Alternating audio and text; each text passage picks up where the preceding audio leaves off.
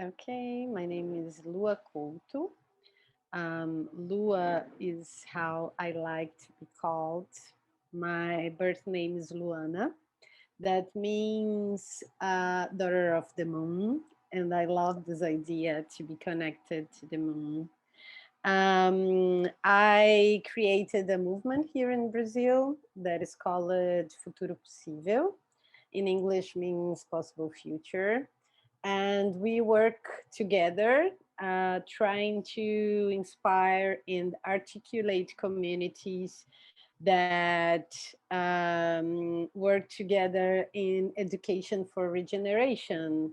We are looking for this encounter between culture and nature, and we do this job collectively. So we have lots of volunteers sustaining workshops and courses and moving movements in their communities. And this work started 2 years ago, 2 years and a half maybe, and started as a space for me to I don't know, share what I was learning um, in regeneration field, dialogue, not just in the books, but dialoguing with other agents here in Brazil. I myself, I'm from Belém, a city in the very north of Brazil, and my city is part of Amazon region, so I'm in the Amazonia right now, and this my position in the globe, in this planet, says a lot about how I think and how I do my work, because I like to think that I'm working towards pluriversality and a decolonization of our relationship with our lands. Great. So can you tell me, I mean, I'm sure just living there doesn't, I don't know, give you many choices in a way. How did you get into this work and into this idea of, yeah, anti-colonization? Um, I think the starting point is violence. There's no other gate that we need to pass through in this path to transformation. I think we need to talk about violence. And I live in a territory that people are violented for this, are violent by this narrative, and our territories too, because we are still in the process of colonization in day-to-day in our day-to-day lives, and I don't know, I just feel that sometimes I feel this place like a mess, because we are living lots of interventions from the outside worlds all the time, in politic decisions, in what our lands are suffering in exploitation, and how our bodies are in I don't know this word, this the right word, but how our bodies um, are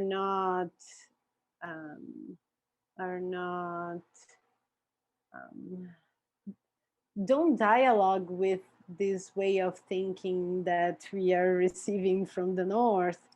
And I think that this acknowledgement of this, the presence of this violence, is part of my work, because I don't talk about hope in the way other agents do, because I'm from here and I need to pass through this place of violence and then speak about hope. So I love the ideas of an author that is Bayo Komolafi, and he's a Nigerian author, and I love his ideas about hope beyond hope, and that's how I feel the work I am doing. I am not just talking about um, I don't have how to talk just about the future and how I see a more beautiful world, but I need to talk about our traumas, about what we are living here now, about our pains, about our invisibility, about racism, about social injustice, about all these themes. I have to recognize them and then start to speak about hope.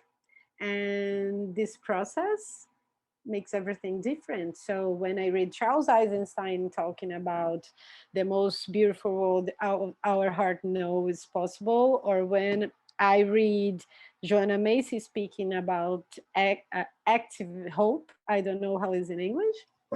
Uh, I read these authors using these lenses. How can I recognize the pain first? And Joanna Macy talks about feeling the pain of the planet, feeling the pain of the world.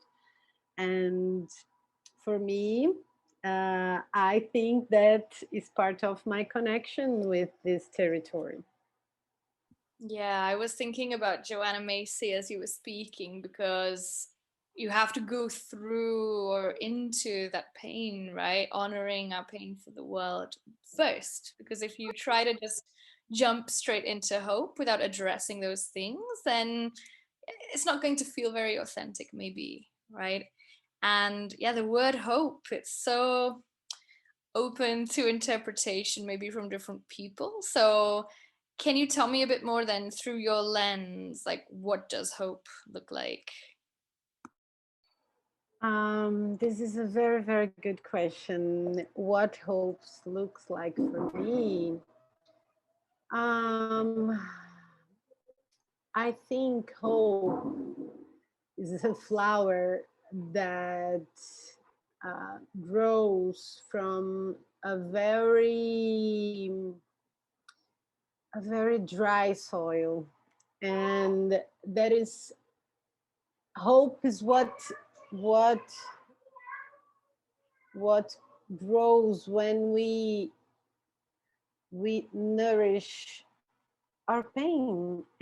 Hope is this thing that we touch when we go deep in the darkness and we see our fears and we see our impossibilities and we see what we cannot do in this world. I see regeneration as hope because we can do regeneration right now. If if we go to the radical of this term, we as human in this degenerative system, we cannot be regenerative now. No company, no one of us, because we need to change the system. We need to change our narratives. We need to change ourselves, our bodies, our brain organizations, how we deal with our emotions.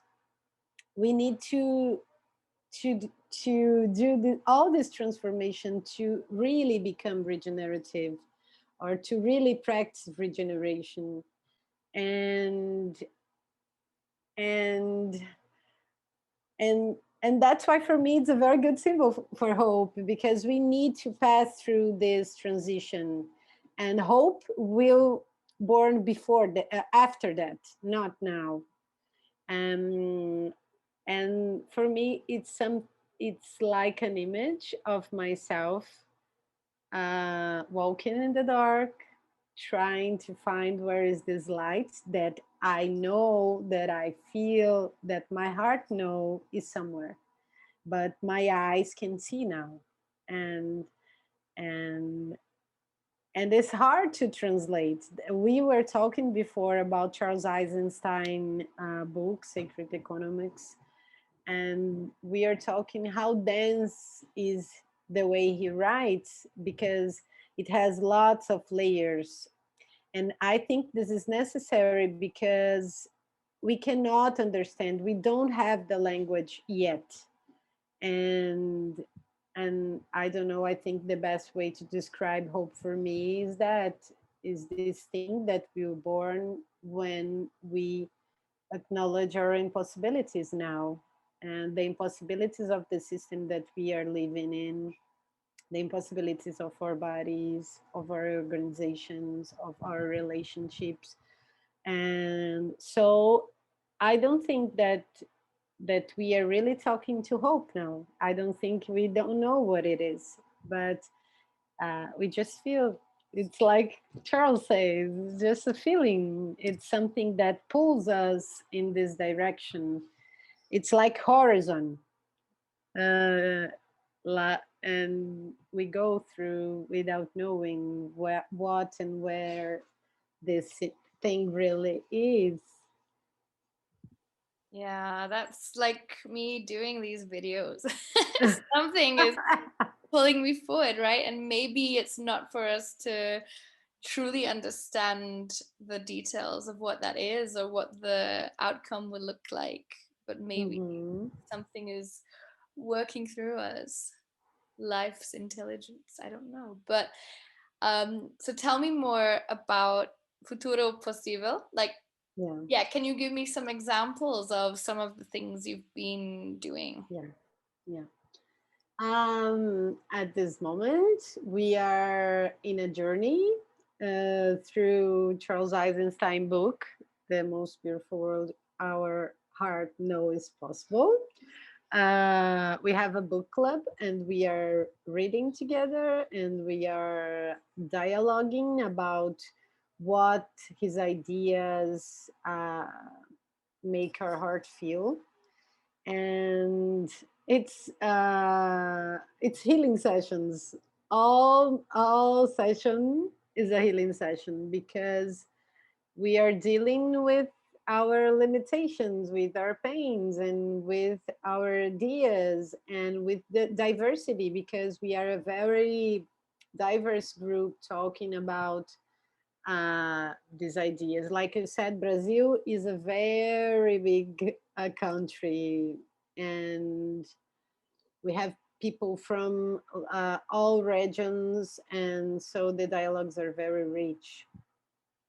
We we end I don't know, a week ago, a workshop that in Portuguese calls Nós e o Clima. In English sounds like We and the Climate, and was a workshop not about scientific data, but about what means really means when you talk about narrative climate change.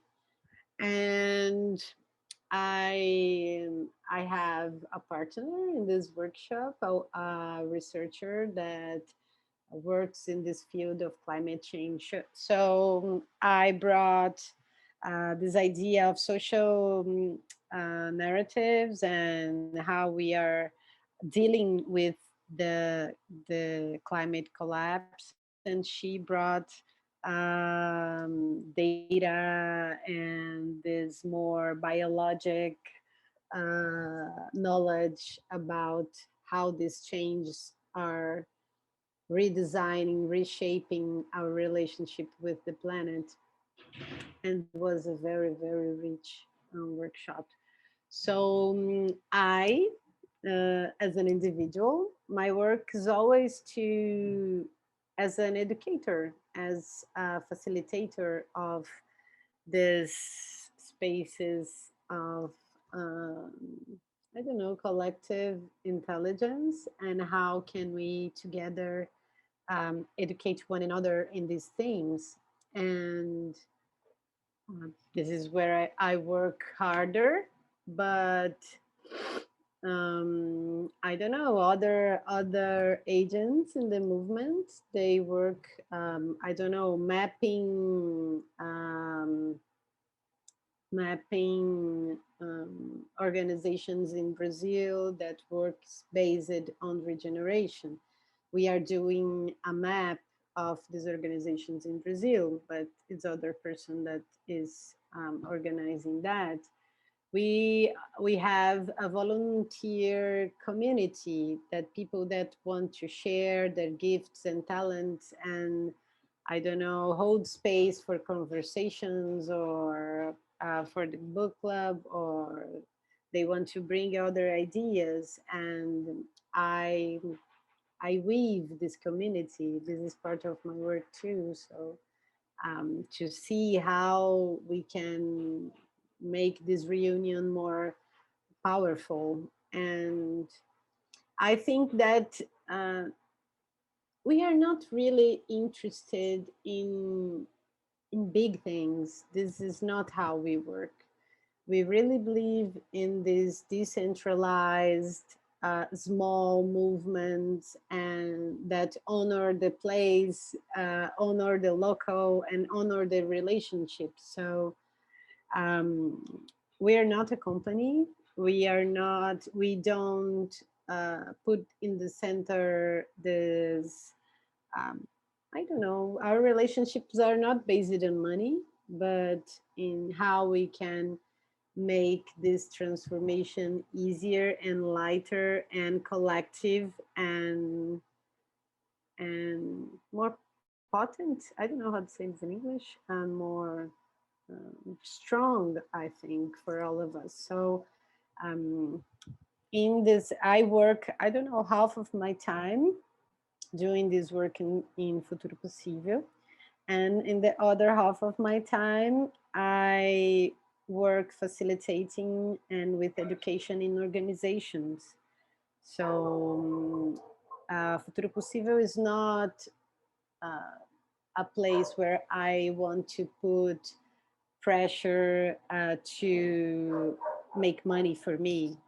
And I think the other volunteers don't see in this way. And this is sacred because we are trying to put relationships in the center and not um, economic value, maybe. Yeah, yeah, I hear you. And it's also it's very hard sometimes to mix these different things together, right? And I see as you're reading Sacred Economics right now, maybe it's feeding those ideas about gift economy and different ways of exchange as well. And I wanted to ask you, I'm just looking at your LinkedIn, right? So there's Futuro Possível, but there's also the Possible Futures Project, which has the same name, but is that's actually a different thing that you're also involved with, or is it connected? No, it's a different thing. And um, okay, possible futures at the beginning. It has no name. And I don't know. I think possible future, this movement in Brazil, and my ideas and ideas of Ana Denardin's ideas. Ana was part of Futuro Possível at the beginning too, and she's part of Possible Futures. And I think our presence influenced the name, but the project is completely different and have other agents.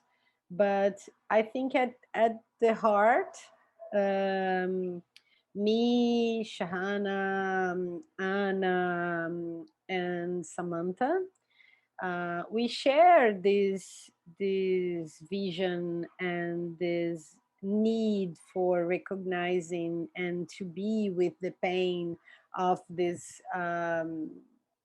process of colonization that we suffered as global south. And I think that is what united us at the beginning.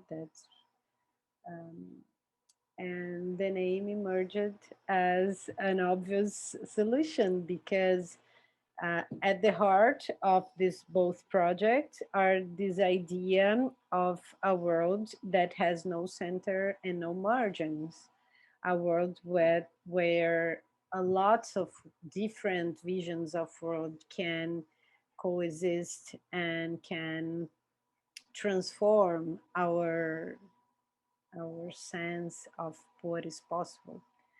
So, and the work that I did in Possible Futures was more as a content curator based on my experience on Futuro Possível, and is different the work that I do in Futuro Possível because I have the limitation of the language. And I say that I am always feeling that I am a 5-year old girl speaking about something very important. And I feel the limitations of the language. And I think this limitation is very hard for the work of education, because I need the words. This is my soil. So I cannot do this work that I do in Portuguese and English. Not now. I don't know in the future. So a lot of the overlaps that I see, as well as the name, is talking again about this decolonization, right? Or you said also anti-colonization before. So another nice question I just thought of for you: what does it mean to decolonize the mind? Wow. Your questions are very are very open, and I study philosophy, so I can talk about this question for hours. In Portuguese, I don't know in English, but in Portuguese for sure. What is decolonizing the mind for me? Well, I think some researchers um, see decolonizing the mind as a methodology, and I will not speak from this point of view now. I will speak from a philosophy perspective. I think that decolonizing the mind is a process to honor who we really are, and to honor who we really are, we need to know who we really are. So it is a process to remembering our lands, remembering our bodies, remembering our ancestral ideas, what is sacred for our people. It's a process to recognize that we are not an individual, is a process to recognize that we are a community of human and non-human beings, and that my life impacts and transform other lives around me all the time, and the contrary is right too. These other lives are weaving my existence all the time. So I think that when we pass through this idea of decolonizing the mind, for me, we open a very huge field of work that needs to be done right now.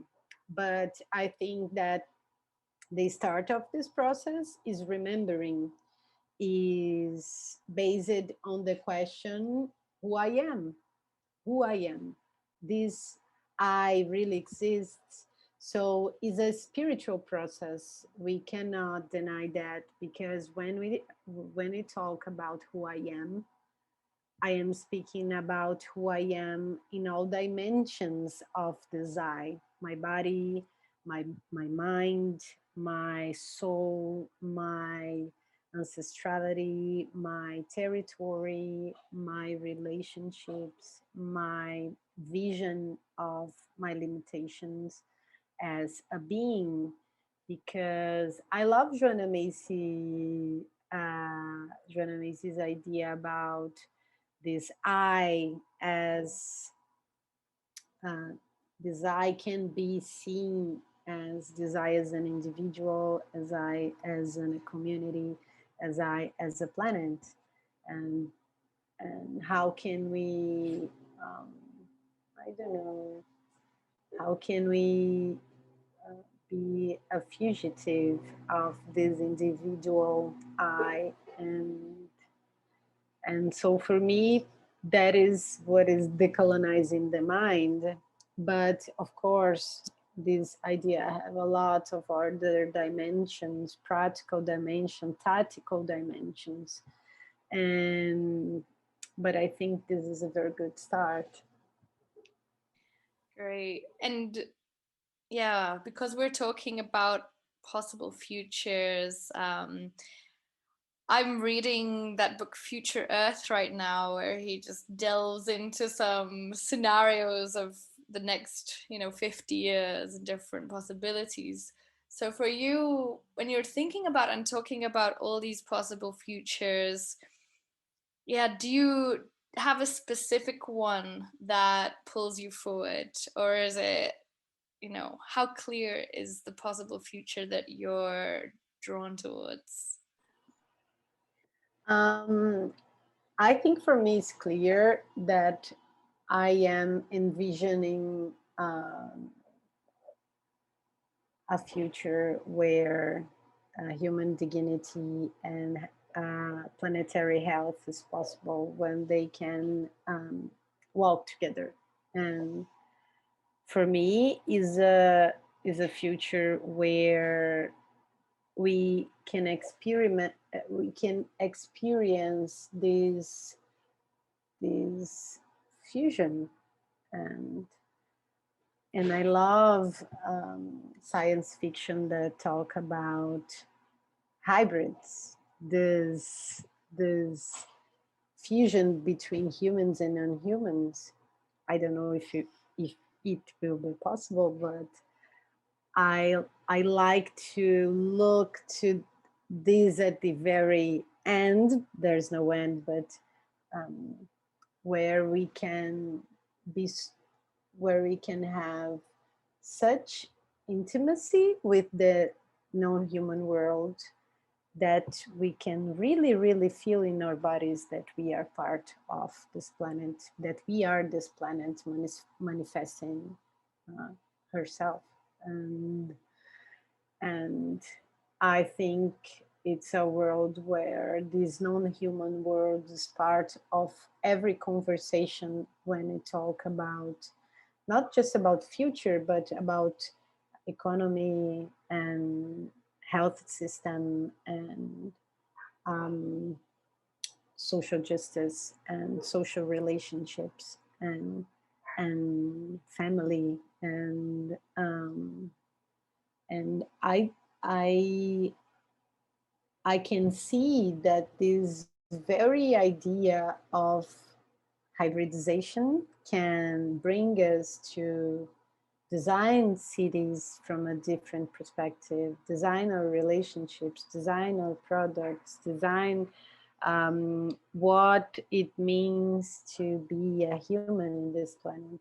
So that's the future that I work for, and that, and I cannot say this out loud in every space, but uh, this is how I see. I see that our this evolving process. I want to bring us and allow us meet so deeply with this non-human world. Yeah. Yeah. And I think it's part of the decolonization of the mind, right? Because we've been taught that we're this completely separate thing. Mhm. It's not part of the natural world. So you mentioned that you might like to say some words in Portuguese at the end for, Yeah. fluency's sake. And I won't know what you're saying probably, but I'd like to give you that opportunity now. Okay, so I'll try to speak what I was speaking in English about this hybridization in Portuguese because I think it's a good idea. Okay. Então, a Gwyneth me perguntou sobre como seria essa minha visão de futuro, né? Para que futuro eu estou trabalhando? E eu falei para ela que eu estou trabalhando por uma fusão radical entre o mundo humano e não humano, e que eu gosto muito das histórias de ficção científica que falam sobre essa hibridização entre humanos e não humanos. Eu sei que é um pensamento radical e que para a gente parece distante, mas para mim o que esse processo evolutivo ele está convidando a gente para olhar para essa conexão profunda que vai muito além do que a gente tem capacidade de compreender nesse momento, por conta das limitações da nossa linguagem, por conta das limitações das narrativas e do imaginário social no qual a gente vive. Então, eu quero encerrar essa conversa convidando vocês a imaginarem comigo esse futuro onde humanos e não humanos, de fato, quem sabe, podem habitar o mesmo corpo. Será que já não habitam? Claro que habitam, mas como é que a gente pode pensar isso de uma maneira mais radical, que convide a gente a desenhar nossas cidades, nossos projetos, nossa economia, nossas relações, partindo desse lugar de um encontro profundo com o que a gente chama de natureza, achando que está do lado de fora, mas na verdade está do lado de dentro. E aí? Obrigada. I hope that I'll be able to watch that back at some point and understand it when I've gone back to studying Portuguese, because I really want to. And I like this idea too. Let's just give people space to speak in their, Own any language. Yeah. yeah, because again, the fact that we're all speaking English is due to colonization, and it And does, the fact that we don't have accessible technology that does this for us is to colonization process, because we have technology to translate me for you and you for me in a meeting like this one, but is not accessible at this point. Maybe it's not easy to find. It's not here at no, but maybe not yet. Maybe yeah. it will be possible soon. Yeah. All right, great. Well, thank you so much for talking to me today. And Uh-huh. I Can hope, I take a picture of us? yeah, sure. Okay, I put in my Instagram. Oh I yeah. really like it. Okay. So smile for me, Gwyneth. Cheese.